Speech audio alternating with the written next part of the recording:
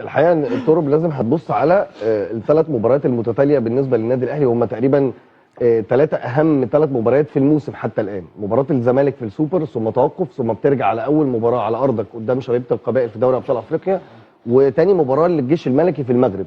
فثلاث مباريات تقدر تطلع منهم هو المدرب ده عمل بصمه فعلا في الفريق ولا لا، طب الاهلي واقف على رجله معاه ولا لا، وهكذا. ماشي. اولا اول مره من فتره طويله قوي يبقى عندك ثبات تشكيل واضح، انت عندك 11 باستثناء تغيير الشناوي في شوبير والاصابه، جراديشار مع شريف في مباراه الزمالك، ثم مباراتين شريف متتاليه ورا بعض.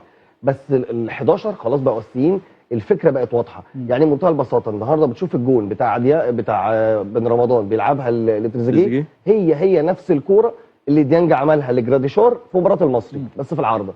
هي نفس الكوره، تعرف ان في بصمه مدرب، في تحركات بقت خلاص مكرره بنمط متكرر. فبمنتهى البساطه انت قادر تشوف ان المدرب ده فنيا هو موقف الفرقه على رجليها، عنده اللعيبه عارفه كويس قوي هتعمل ايه على ارض الملعب، فبتنفذ حاجه معينه. دي نقطه. النقطه الثانيه هو التوقيت الصعب اللي الراجل جه فيه، والتعامل مع شخصيه بقى النادي الاهلي. بتلاعب بتجي على السوبر، فانت لازم تحقق مكسب.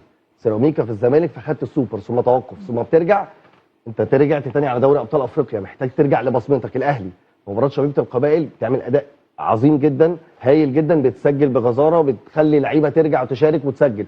ثم اختبار حقيقي بقى لشخصيه الفريق النهارده قدام فريق زي قوي زي الجيش الملكي المغربي على ارضه، بالاجواء الجماهيريه اللي انت شفتها.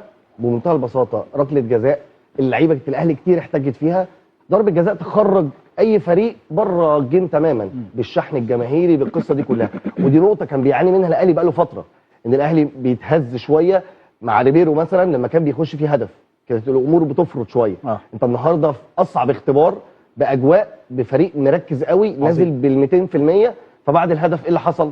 الاهلي سجل هدف، وبالعكس كل اللي حصل في المدرجات بيقول لك ان الاهلي كان احسن. الجمهور حاسس وشايف ان فرقته لا الماتش بيروح منها، وكعاده جماهير المغرب في الحاجات دي هي دي بتعبر عن غضبها، بتعبر عن لا لازم نحصل. حتى شابوني كان بيكلمني بيقول لي طب ما هم كده بيأذوا نفسهم يعني.